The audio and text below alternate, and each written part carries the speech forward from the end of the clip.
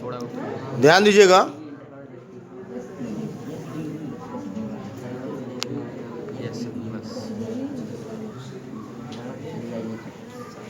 ध्यान दीजिएगा, ये आपका प्रमेय 9.2 है और ये कह रहा है कि एक ही आधार और एक ही समांतर रेखाओं के बीच बने त्रिभुजों का क्षेत्रफल बराबर होता है। तो यहाँ पर देखिएगा, हमने आधार एक ही लिया है और एक ही समांतर रेखा लिया है और कह रहा है कि आपको ये शो करना है, कह रहा है कि आपको शो करना है कि त्रिभुज जो बन रहे हैं, मान लीजिए ये ए बी सी, इसको हम पी मान लेते हैं। तो यहाँ पर देखिएगा दो त्रिभुज आपको मिलेंगे, ए बी सी और टी बी सी। आपको यही चीज रिप्रेजेंट करना है कि इन दोनों त्रिभुजों का क्षेत्रफल आपस में बराबर होगा। इसके लिए देखिएगा हम थोड़ा सा रचना करते हैं। रचना हम लिख लेते हैं कि हम रचना क्या करते हैं। देखिएगा रचना हम क्या करते हैं, हम वर्टेक्स बी से, शीर्ष बी से हम सीपी के समांतर एक रेखा खींचते हैं जो पीए को बढ़ाने पर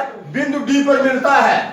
हम क्या करते हैं, शीर्ष बी से हम सीपी के समांतर एक रेखा खींचते हैं जो पीए को बढ़ाने पर बिंदु डी पर प्रतिच्छेद करता है, बिंदु डी पर प्रतिच्छेद करता है।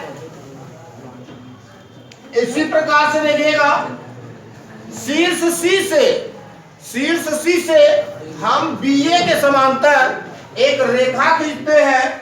शीर्ष सी से हम बीए के समांतर एक रेखा खींचते हैं और एपी को बढ़ाते हैं। तो एपी को जब बढ़ाते हैं तो ये पॉइंट क्यू पर, तो ये पॉइंट क्यू पर क्या करता है, प्रतिच्छेद करता है। इस चीज को हम लिखेंगे रचना में शीर्ष बी से एक रेखा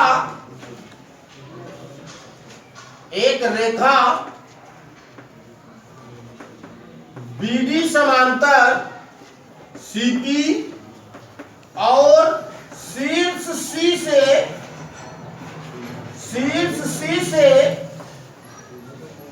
एक अन्य रेखा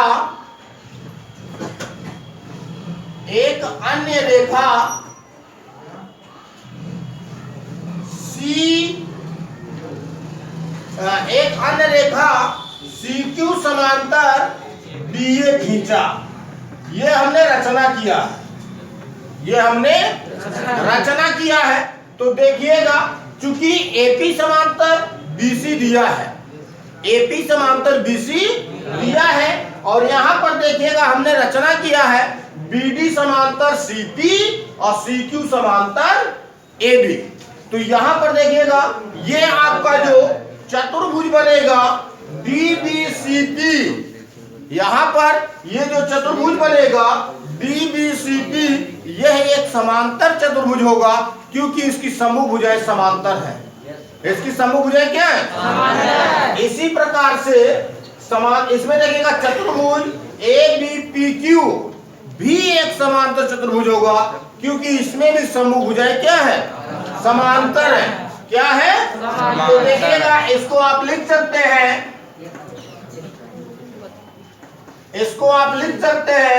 चूंकि या आप लिख सकते हैं चतुर्भुज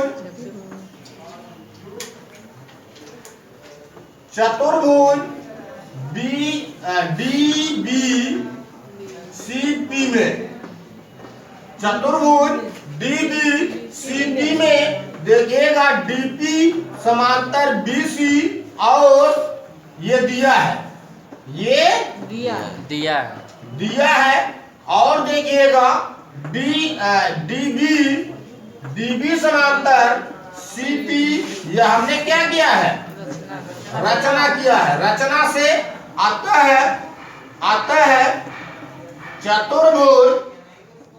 है चतुर्भुज डीबीसीपी एक समांतर चतुर्भुज होगा, एक समांतर चतुर्भुज होगा,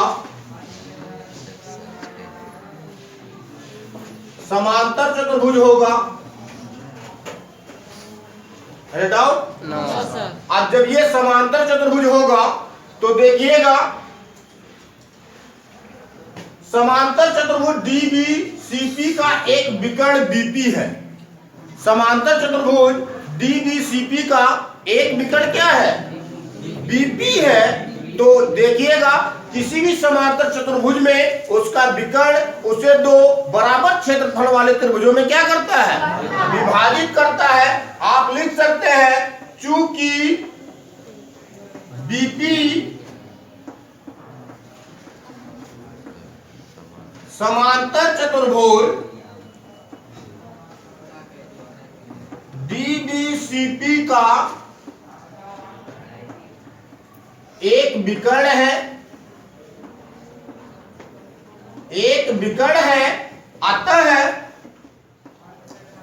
अतः एरिया ऑफ ट्रायंगल, DBP बराबर होगा एरिया ऑफ ट्रायंगल PCB। और ये देखिएगा इसके बारे में मैंने पहले ही आपको बताया है कि समांतर चतुर्भुज के विकर्ण समांतर चतुर्भुज को दो सर्वांगसम त्रिभुजों में विभाजित करते हैं। और निश्चित मान लीजिए जब दो त्रिभुज सर्वांगसम है तो उनका क्षेत्रफल भी क्या होगा? बराबर होगा। तो यहां पर देखिएगा इसी चीज को हमने क्या किया है? रिप्रेजेंट किया है। आगे देखिएगा सेम प्रोसेस चतुर्भुज ABCQ में आप लिख सकते हैं इसी प्रकार चतुर्भुज ABCQ भी एक समांतर चतुर्भुज होगा,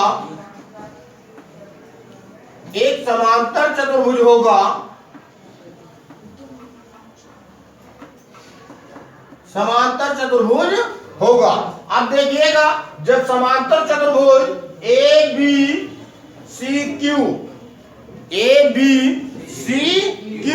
एक समांतर चतुर्भुज हो गया और इसका देखिएगा AC एक विकर्ण है।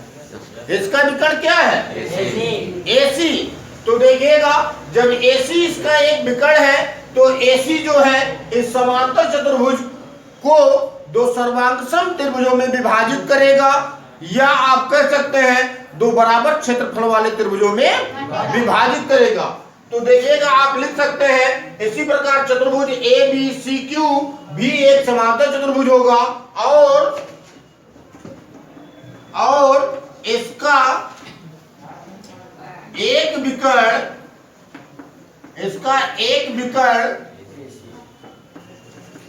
AC है।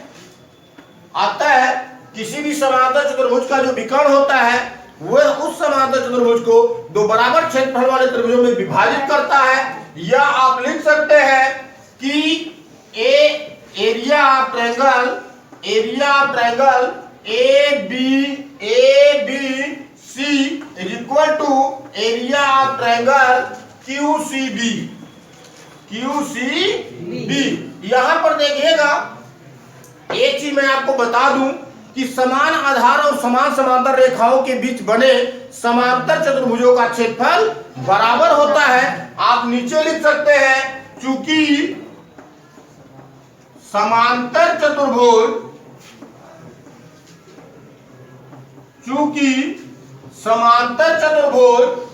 DBCP और ABCQ समान आधार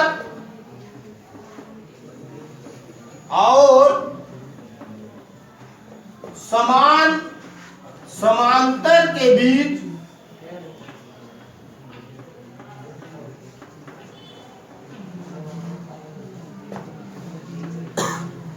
समान समांतर रेखा के बीच बन रहे हैं।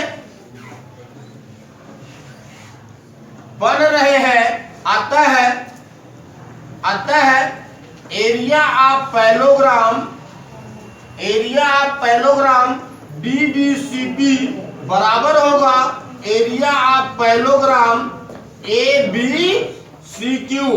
अब देखिएगा ये जो समांतर चतुर्भुज DBCP है ये दो बराबर क्षेत्रफल वाले त्रिभुजों में विभाजित हो गया, और दूसरा समांतर चतुर्भुज ABCQ जो है ये भी दो बराबर क्षेत्रफल वाले त्रिभुजों में विभाजित हो गया।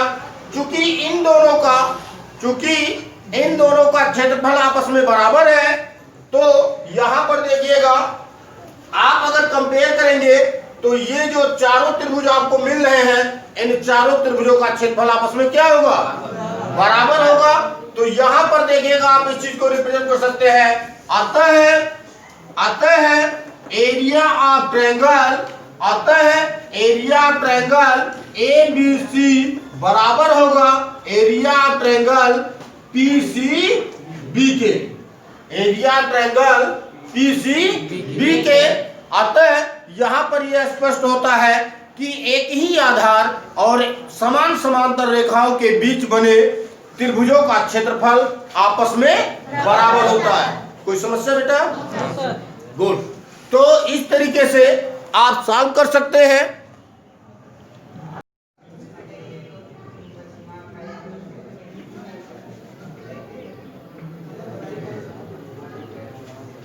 देखिएगा ये आपका प्रमेय 9.3 है और ये कह रहा है कि एक ही आधार या बराबर आधारों वाले और बराबर क्षेत्रफलों वाले त्रिभुज एक ही समांतर रेखाओं के बीच स्थित होते हैं।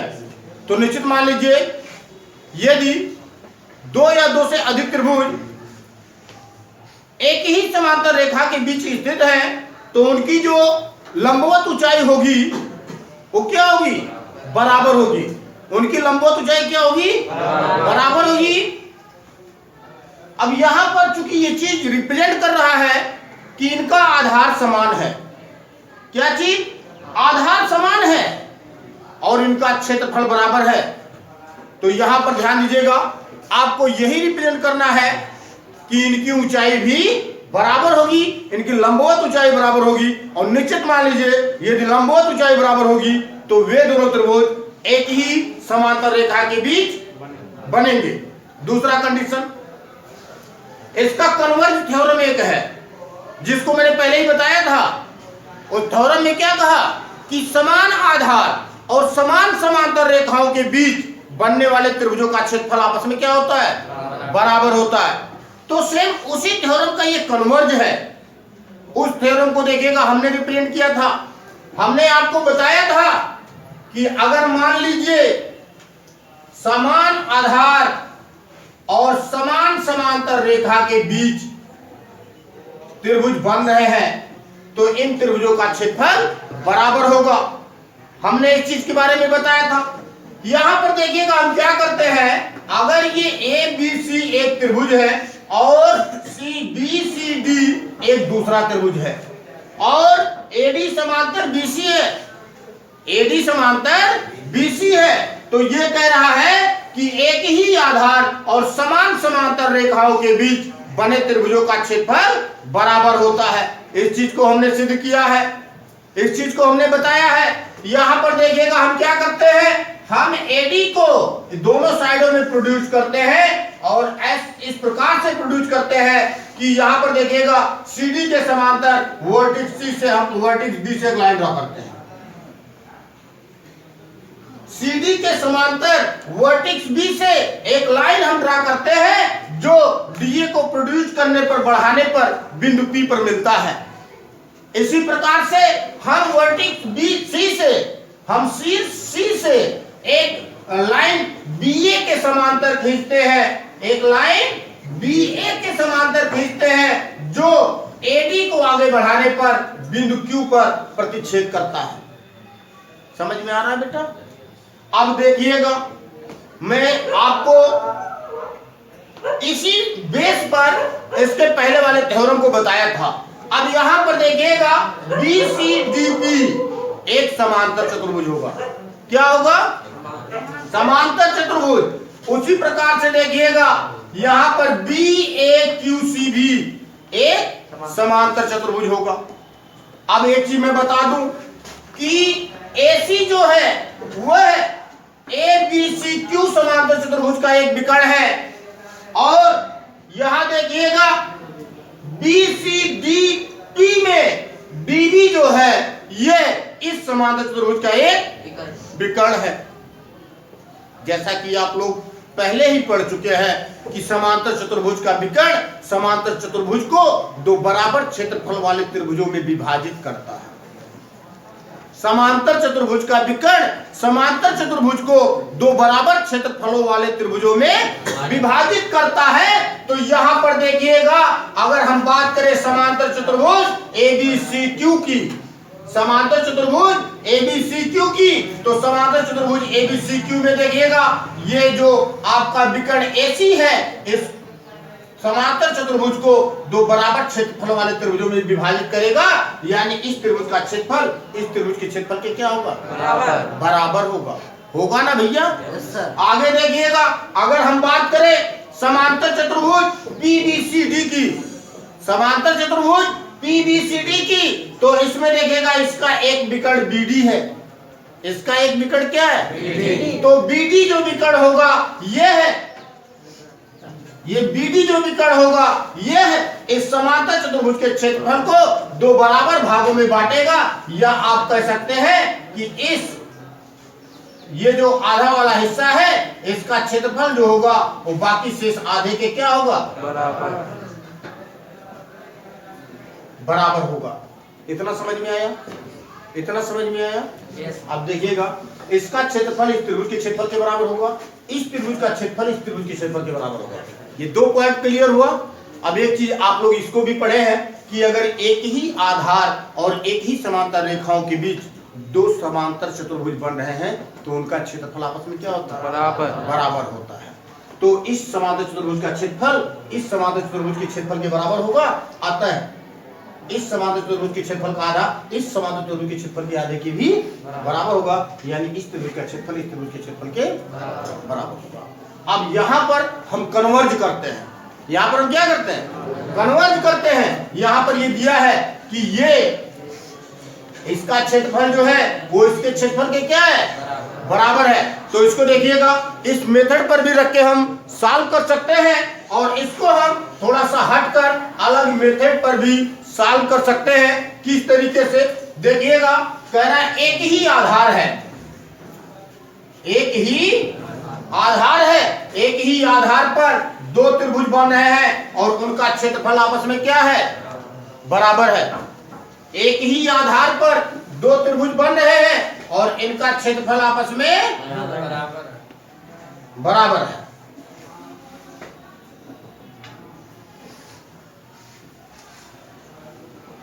देखिएगा, ये आपके एक ही आधार AB पर दो त्रिभुज बन रहे हैं, ABC और ABD। इनका क्षेत्रफल बराबर दिया हुआ है, इनका क्षेत्रफल बराबर दिया हुआ है। तो देखिएगा, आपको यह चीज रिप्रेजेंट करना है। आप रचना कर लीजिए, इसकी लंबवत ऊंचाई को खींच लीजिए।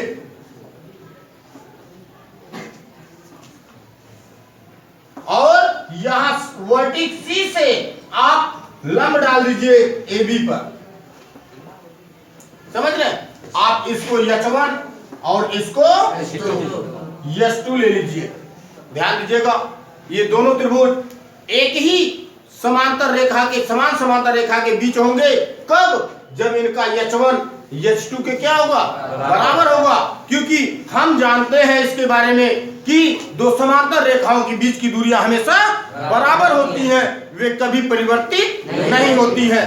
तो निश्चित मान लीजिए कि अगर इन दोनों त्रिभुजों का लंबवत ऊंचाई बराबर है तो ये दोनों त्रिभुज जो होंगे वो समान समांतर रेखाओं के बीच होंगे।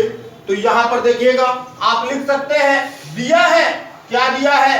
त्रिभुज ABC, एरिया ऑफ त्रिभुज ABC is equal to area of त्रिभुज ABD। ये दिया है। अगर हम इसकी बात करते हैं एरिया ऑफ त्रिभुज ABC की, तो देखिएगा 1/2 गुणे आधार AB गुणे और इसकी ऊंचाई है H2 इक्वल इस त्रिभुज के एरिया की अगर बात करते हैं तो 1/2 गुणे AB गुणे H1 होगा। होगा कि नहीं होगा? 1/2 से 1/2 क्या होगा? कट जाएगा। AB से AB क्या होगा, कट जाएगा। यहाँ पर आपको मिलेगा H2 इक्वल टू H1। और जब दोनों त्रिभुजों की लंबवत ऊंचाई हमको बराबर प्राप्त हो जाती है, अतः यहाँ पर हम इस चीज को रिप्रेजेंट कर सकते हैं कि दोनों त्रिभुज समान समांतर रेखाओं के बीच बने हैं। इस तरीके से भी आप रिप्रेजेंट कर सकते हैं। अभी पहले मैंने जो बताया है समांतर चतुर्भुज बनाकर, वहां से भी आप इस थ्योरम को प्रूव कर सकते हैं। कोई समस्या बेटा? गुड। तो देखिए नेक्स्ट क्वेश्चन को देखते हैं।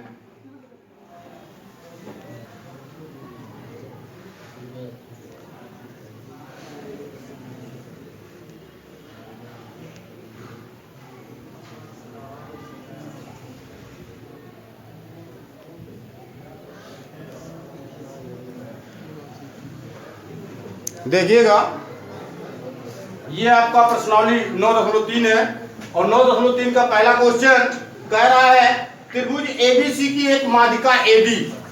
कह रहा है एक त्रिभुज है, एक त्रिभुज ABC है। कह रहा है एक त्रिभुज ABC की एक माध्यिका है AD, एक माध्यिका AD है। कह रहा है AD पर स्थित E कोई बिंदु है, AD पर एक बिंदु है E, AD पर एक बिंदु है E। तो कह रहा आपको दर्शाना है ABE, ABE यानी BE को मिलाया गया है। ABE एरिया यानी त्रिभुज ABE का क्षेत्रफल बराबर है त्रिभुज ACE के क्षेत्रफल के, यानी CE को भी मिलाया गया। ध्यान दीजिएगा, ये प्रमेय आप लोगों को बताया जा चुका है। आपको बताया जा चुका है कि किसी भी त्रिभुज की माध्यिका, किसी भी त्रिभुज की माध्यिका उस त्रिभुज को दो बराबर क्षेत्रफल वाले त्रिभुजों में विभाजित करती है। किसी भी त्रिभुज की माध्यिका उस त्रिभुज को दो बराबर क्षेत्रफलों वाले त्रिभुजों में विभाजित करती है। तो यहां पर देखिएगा त्रिभुज ABC में AD इस त्रिभुज की एक माध्यिका है। ये दिया है प्रश्न में, ये क्वेश्चन नहीं कह रहा है कि AD त्रिभुज ABC की क्या है, माध्यिका है। और जब त्रिभुज ABC की माध्यिका AD है तो AD जो होगा वह त्रिभुज ABC को दो बराबर क्षेत्रफल वाले त्रिभुजों में विभाजित करेगा, यानी कि त्रिभुज ABD का क्षेत्रफल बराबर होगा त्रिभुज ACD के क्षेत्रफल के। कोई समस्या है बेटा? नहीं समस्या ना? समस्या नहीं है। अब आपको मैं बता दूं, चूंकि D जो है वो BC का मध्य बिंदु है। D जो है वो BC का क्या है, मध्य बिंदु है। अगर हम बात करें त्रिभुज BEC की, अगर हम बात करें त्रिभुज BEC की, तो ED जो होगा वो त्रिभुज BEC की माध्यिका होगी। इस त्रिभुज की बात कर रहे हैं BEC। इस त्रिभुज में देखिएगा ED जो है वो इस त्रिभुज की माध्यिका है, यानी कि ED जो होगा वो इस त्रिभुज BEC को दो बराबर क्षेत्रफल वाले त्रिभुजों में विभाजित करेगा।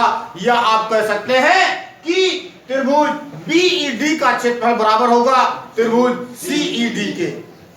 कोई समस्या? दो समीकरण बनाएंगे। एक समीकरण यहां से बनेगा, त्रिभुज ABD का क्षेत्रफल बराबर होगा त्रिभुज ACD के क्षेत्रफल के। दूसरा समीकरण यहां से बनेगा, त्रिभुज BED का क्षेत्रफल बराबर होगा त्रिभुज CED के। और समीकरण 1 में से 2 को घटा देंगे, यानी इस पूरे त्रिभुज के क्षेत्रफल में से इस त्रिभुज के क्षेत्रफल को घटा देंगे, इस पूरे त्रिभुज के क्षेत्रफल में से इस त्रिभुज के क्षेत्रफल को घटा देंगे, तो इस त्रिभुज का क्षेत्रफल बराबर हो जाएगा। समझ में नहीं है?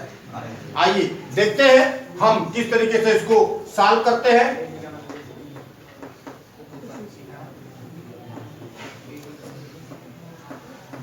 त्रिभुज ABC की माध्यिका AD है, अतः एरिया ऑफ ट्रायंगल, या क्षेत्रफल आप लिख सकते हैं, क्षेत्रफल त्रिभुज ए बी डी बराबर होगा क्षेत्रफल त्रिभुज ए सी डी, क्योंकि त्रिभुज की माध्यिका त्रिभुज को दो बराबर क्षेत्रफल वाले त्रिभुजों में विभाजित करती है। समझ रहे हैं? तो इस प्रकार से आप इसको समीकरण 1 बना सकते हैं। ठीक, अब पुनः देखिएगा, चूंकि भुजा BC का मध्य बिंदु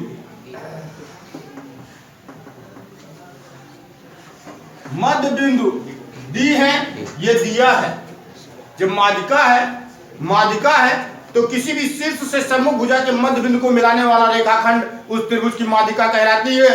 अगर त्रिभुज ABC की बात करें तो देखिएगा, शीर्ष A से इसके सामने की भुजा BC के मध्य बिंदु को मिलाने वाला जो रेखाखंड AD है वह इस त्रिभुज की माध्यिका है। तो यहाँ पर यह चीज स्पष्ट होता है कि भुजा BC का मध्य बिंदु क्या है? D है। अतः या आप कह सकते हैं त्रिभुज BEC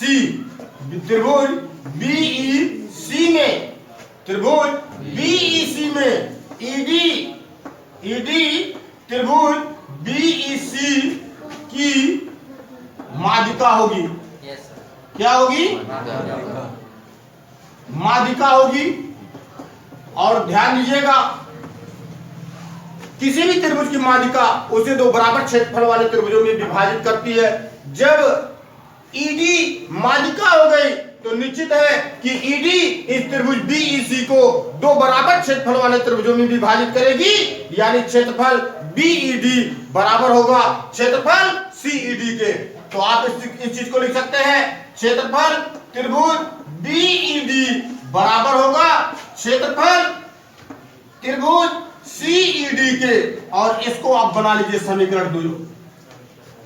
अब देखिएगा, समीकरण 1 से समीकरण 2 को घटाने पर, समीकरण 1 से समीकरण 2 को घटाने पर आप लिख सकते हैं कि समीकरण 1 से